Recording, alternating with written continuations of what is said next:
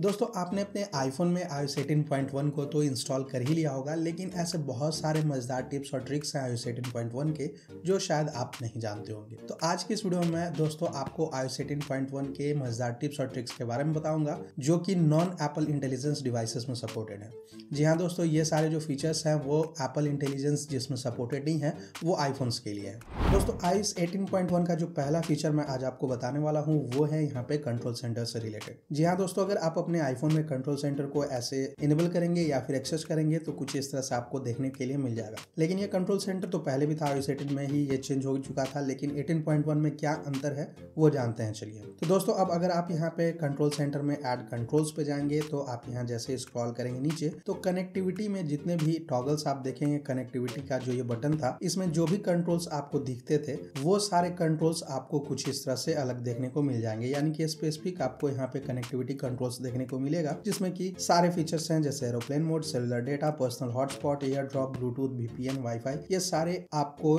अलग से एक कंट्रोल्स देखने को मिल जाएगा। तो आप बारी बारी से जो भी कंट्रोल्स को यहाँ पे अपने कंट्रोल सेंटर में ऐड करना चाहते हैं वो आप आसानी से कुछ इस तरह ऐड कर पाएंगे। और उसके बाद आप चाहें तो ये जो कनेक्टिविटी टॉगल है उसे आप कंप्लीटली यहाँ से रिमूव कर सकते हैं। जो कनेक्टिविटी ग्रुप है या फिर टॉगल्स का ग्रुप है उसे रिमूव करके सिंगल यहाँ पे कनेक्टिविटी ऐड कर पाएंगे। इसके साथ ही दोस्तों अगर आप यहाँ पे कनेक्टिविटी टॉगल्स में जाएंगे तो आप देखेंगे कि पहले वाईफाई सिर्फ आता था यहाँ पे, लेकिन अगर वाईफाई पे आप टैप करेंगे तो जो भी यहाँ पे वाईफाई नेटवर्क्स हैं वो आपको कनेक्टेड यहाँ पे शो होंगे। साथ ही साथ आप यहाँ से उसको चेंज भी कर पाएंगे। दोस्तों अगला जो iOS 18.1 फीचर है वो भी यहाँ पे कंट्रोल से ही रिलेटेड है। इन केस दोस्तों आपने यहाँ पे कंट्रोल्स को ऐड करने में काफी मैशअप कर दिया है, बहुत सारे कंट्रोल्स को ऐड कर दिया है आपने और आप इसे चाहते हैं रीसेट करना, या फिर जैसे आपको आईफोन में पहले सॉफ्टवेयर अपडेट के बाद जैसा आपका था बाय डिफॉल्ट वैसा आप चाहते हैं इसे सेट करना, तो वो आप कैसे करेंगे? आपको बारी बारी वहां उसे सेट करने की जरूरत नहीं है। सिंपली आप अपने आईफोन की सेटिंग्स में आइए और सेटिंग्स में आने के बाद आपको स्क्रॉल करना है नीचे यहाँ कंट्रोल सेंटर तक और उसके बाद यहाँ पे रीसेट कंट्रोल सेंटर का जो बटन है आप उसे यहाँ पे प्रेस कर दीजिए। और उसके बाद जैसे यहाँ पे रीसेट कंट्रोल सेंटर पे फिर से प्रेस करके इसे कंफर्म करेंगे, आपका जो कंट्रोल सेंटर है वो कुछ इस तरह से रीसेट हो जाएगा और बाय डिफॉल्ट जो कंट्रोल सेंटर में टॉगल्स थे जैसे कंट्रोल सेट था वो आप वहाँ पे देखेंगे कि वो जो पोजिशनिंग है वो बाय डिफॉल्ट यहाँ पे सेट हो गई। दोस्तों अगला जो iOS 18.1 फीचर है जो कि नॉन एप्पल इंटेलिजेंस डिवाइसेस के लिए है, उसमें आपको यहाँ पे अब प्राइमरी ईमेल का ऑप्शन मिल जाता है। तो आप सेटिंग्स में आइए और सेटिंग्स में आने के बाद अपने एप्पल आईडी पे यहाँ पे टैप करिए। उसके बाद दोस्तों आपको यहाँ से साइन इन एंड सिक्योरिटी का जो ऑप्शन है उसे सिलेक्ट करना है। अब आप इसे यहाँ पे जैसे ही सिलेक्ट करेंगे दोस्तों आपको यहाँ पे प्राइमरी ईमेल का ऑप्शन दिख जाएगा। जैसे अगर आप देखेंगे यहाँ पे तो ये जो मेल है इसके नीचे प्राइमरी ईमेल का ऑप्शन आपको दिख रहा होगा। तो अब आप आसानी से यहाँ पे नए ईमेल्स को ऐड करके, अगर मल्टीपल ईमेल्स आप यहाँ पे ऐड करना चाहते हैं तो वो ऐड कर लीजिए और उसके बाद आप प्राइमरी ईमेल का जो ऑप्शन है वो सिलेक्ट कर पाएंगे कि कौन सा मेल आपका प्राइमरी मेल होगा और कौन से सेकेंडरी होंगे। अगला जो फीचर है दोस्तों iOS 18.1 का वो है यहाँ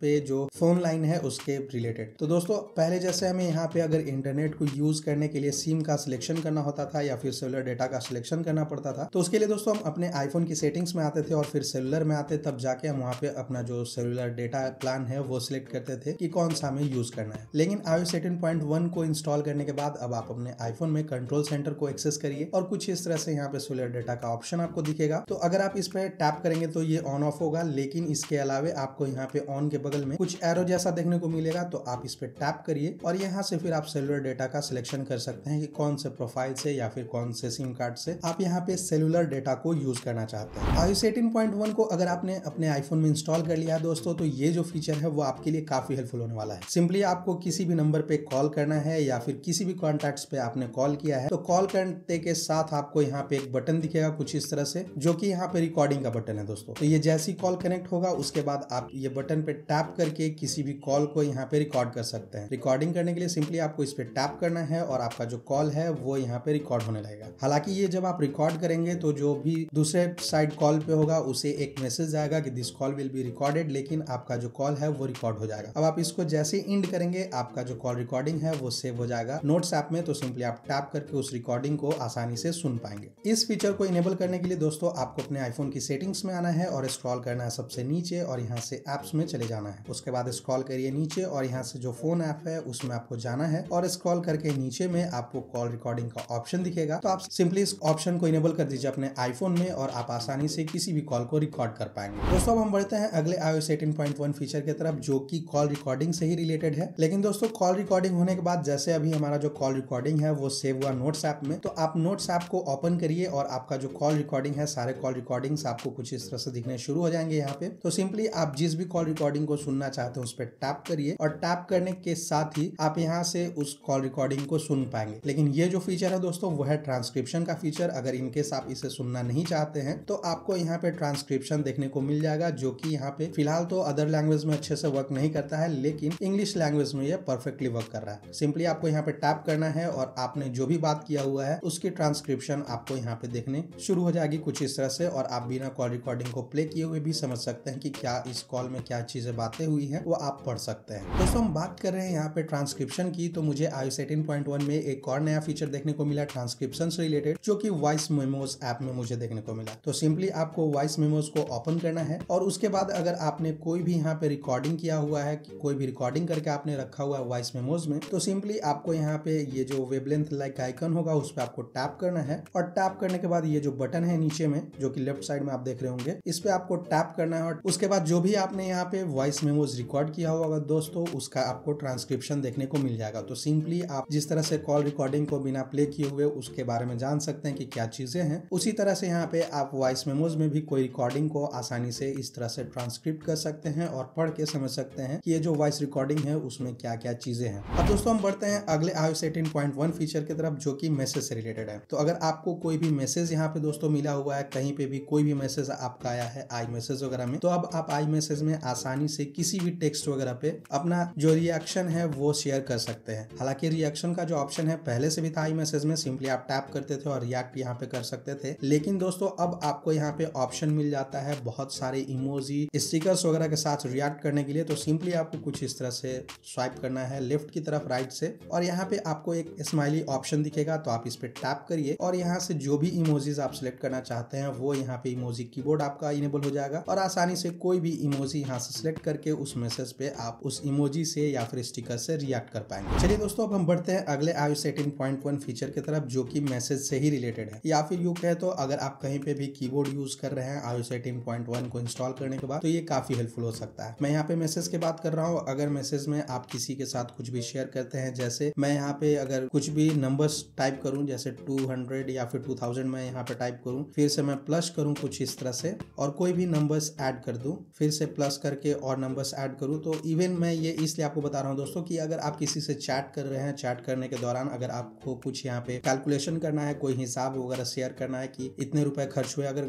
कोई ट्रिप पे ही आप गए हैं और ट्रिप में कुछ खर्चे हुई है, तो वो सारी चीज अगर आपको ऐड करना है तो आप सिंपली कुछ ऐसे टाइप कर सकते हैं और टाइप करने के बाद कहीं पे भी जहां पर भी आप अपना आईफोन का कीबोर्ड यूज कर रहे हैं उसमें आपको ऐसे लिखने के बाद इज इक्वल टू का जो बटन है उसे प्रेस करना है और प्रेस करते के साथ आपके सामने वो जो कैलकुलेशन है वो कुछ इस तरह से यहाँ पे दिखना शुरू हो जाएगा। सिंपली आपको दोस्तों यहाँ स्पेस प्रेस करना है और वो जो आपने यहाँ पे नंबर्स इनपुट किए हुए थे वो कैलकुलेट होके आपको दिखना शुरू हो जाएगा। इवन कि इसके बाद अगर आप यहाँ पे डिवाइड वगैरह भी करना चाहें तो वो भी कर सकते हैं और उसके बाद इज इक्वल टू का जो बटन है उसे प्रेस करिए और आपके सामने वो रिजल्ट्स आपको दिखने शुरू हो जाएंगे। तो दोस्तों अब आपको बारी बारी कैलकुलेटर आपको ओपन करके कैलकुलेशन करने की जरूरत नहीं है। अब आप आसानी से कोई भी यहाँ पे कैलकुलेशन कर सकते हैं, जहां पर भी आप टेक्स्ट टाइप कर रहे हो वो आसानी से कैलकुलेशन कर सकते हैं। अगला जो दोस्तों फीचर है iOS 18.1 का वो है फोटो से रिलेटेड। जी हाँ दोस्तों, अगर आपने अपने आईफोन में कोई भी वीडियोस को रिकॉर्ड किया हुआ है और उस वीडियो को प्ले करेंगे आप, तो यहाँ पे जैसे एडिट बटन पे टैप करेंगे तो आपको यहाँ पे एक स्पीड लाइक आइकन दिखता है स्पीडोमीटर जैसा। तो सिंपली आपको इस पे टैप करना है और टैप करने के बाद किसी भी वीडियो को आप यहाँ से उसके फ्रेम्स को कम करके, जैसे अभी ये जो वीडियो है मैंने रिकॉर्ड किया हुआ है 60 फ्रेम पर सेकंड पे, तो सिंपली उसको आप स्लो मोशन में चेंज कर सकते हैं। यहाँ पे फ्रेम का जो ऑप्शन है उसे सिलेक्ट करके, जैसे 100% है यहाँ पे मैं 50% करूंगा और ये जो वीडियो है वो यहाँ पे स्लो हो जाएगा, मतलब स्लो मोशन में चेंज हो जाएगा। दोस्तों अगला जो iOS 18.1 फीचर है उसमें आपको कुछ भी इनेबल करने की जरूरत नहीं है। सिंपली आप iOS 18.1 को इंस्टॉल करेंगे, आपके आईफोन में वो फीचर जो है इनेबल हो जाएगा। अगर मैं नोटिफिकेशन सेंटर को इनेबल करूँ तो आप कुछ देख सकते हैं इस तरह से कि बहुत सारे मुझे नोटिफिकेशन आए हुए हैं, लेकिन यहाँ पे ग्रुप्ड है। मैं ऊपर करूँ तो यहाँ पे सिंगल नोटिफिकेशंस नहीं दिख रहे हैं। माइक्रोसॉफ्ट एज से जो नोटिफिकेशन आया हुआ है मेरा, ये ग्रुप्ड है। ये ऐसा इसलिए दोस्तों क्योंकि iOS 18.1 में हमें ग्रुप नोटिफिकेशन का फीचर मिल जाता है, जिसमें एक ही एप्लीकेशन से बहुत सारे नोटिफिकेशंस आपको आए हुए हैं, तो वो ग्रुप्ड हो जाएगा और उसके बाद आपको कुछ इस तरह से दिखेगा। उस नोटिफिकेशन को चेक करने के लिए आपको सिंपली उस पर टैप करना होगा और उसके बाद आपको यहाँ पे बहुत सारे नोटिफिकेशंस दिख जाएंगे उस ऐप से रिलेटेड। दोस्तों अगला और आखिरी iOS 18.1 का जो फीचर है है वो है सफारी से रिलेटेड। जी हाँ दोस्तों, अगर आप अपने आईफोन में सफारी को यूज करते हैं कोई भी आर्टिकल्स वगैरह पढ़ने के लिए, कोई वेब पेज एक्सेस करने के लिए, अब जैसे मैं यहाँ पे मेरे वेबसाइट का ये जो पेज है इसे एक्सेस कर रहा हूँ यहाँ पे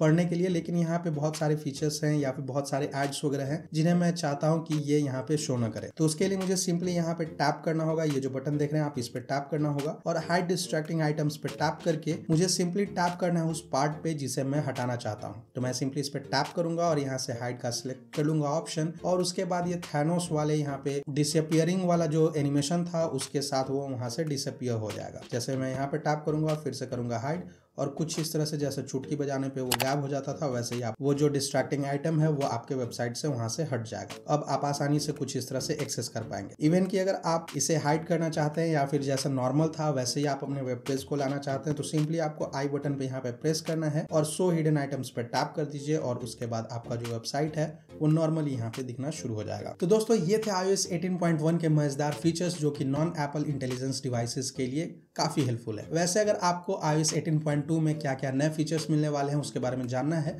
तो आप यहाँ पे क्लिक करके इस वीडियो को जरूर देख लें।